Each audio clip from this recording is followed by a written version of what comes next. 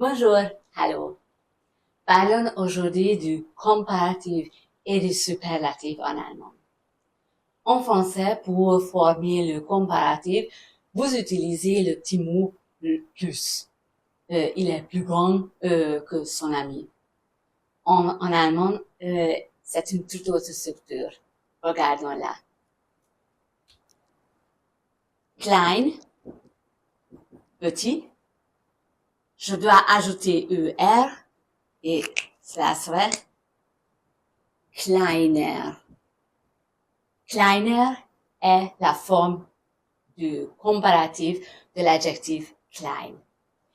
Si j'ai un adjectif qui a une seule syllabe et cette syllabe contient les voyelles basses, donc A, O, U, je mets aussi les trémas, umlaut, et ajoute ER. Regardons. Alt, j'ajoute ER, plus les trémas, älter. Groß, grand, ER, plus les trémas, größer. Jung, jeune, ER, plus les trémas, jünger.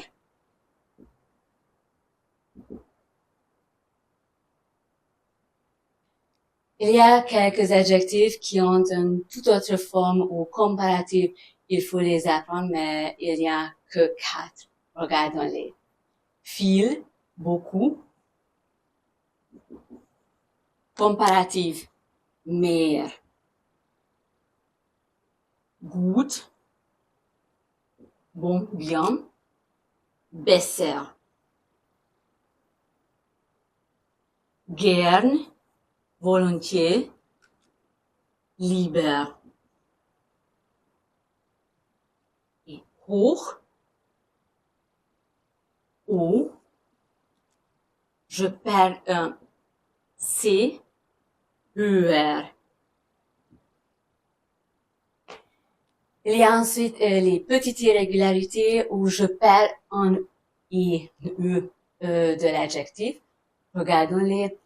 Edel, noble. Comparatif, edler. Donc, j'ai perdu ce deuxième I. Ou teuer. Également le deuxième I, teurer.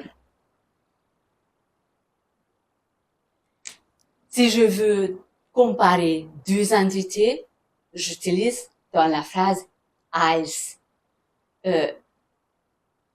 Er ist größer als sie. Il est plus grand qu'elle. J'ai dit entité parce que je peux comparer par exemple deux classes. Et une classe contient plus qu'une personne. Donc, si je veux dire la classe A est plus grande que la classe B, donc die Klasse A ist größer als die Klasse B. Si je veux comparer plus que deux entités, je dois utiliser le superlatif. Regardons le superlatif. Le superlatif se forme à partir de la base, klein. Donc, je n'ajoute plus rien après kleiner, la forme du comparatif. C'est tout différent qu'en français. Qu'est-ce que vous faites en français? Vous dites petit, plus petit, ensuite le plus petit. Donc, vous ajoutez toujours encore un mot. En allemand, klein. Et depuis cette forme klein se forme le comparatif kleiner. Et également depuis cette forme klein se forme le superlatif klein. Je dois ajouter pour le superlatif ste, kleinste. j'ajoute STE plus l'article selon le substantif qui suit. Donc, das kleinste Kind, das kleinste Kind, der kleinste Ball, der Ball, ou die kleinste Lampe, la plus grande lampe. Regardons donc nos exemples. Klein plus STE, kleinste. Kleinste. Également, les adjectifs avec une syllabe qui contiennent les voyelles basses obtiennent des trémas. Donc, älter, älteste. Les adjectifs qui finissent sur D ou T, j'ajoute un petit E pour la prononciation, ensuite STE. Groß, größte. Je n'ai pas ajouté encore un troisième S, ça fait déjà 2 S ici. Jung, jüngste.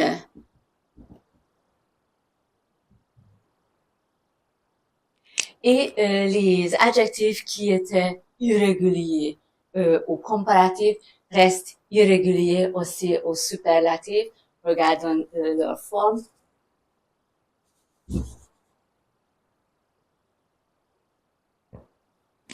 Vielmehr, meiste, gut, besser, beste, gern, lieber, liebste, et oh, je regagne le C perdu, höchste. Donc, comme j'ai dit, devant l'adjectif est l'article en fonction du substantif après l'adjectif. L'adjectif se trouve dans la phrase allemande toujours devant le substantif. Ce n'est pas comme en français, une fois devant, une fois derrière. L'adjectif se trouve toujours devant le substantif.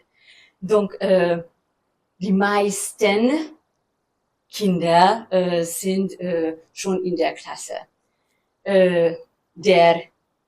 Die beste Lösung, die beste Lösung.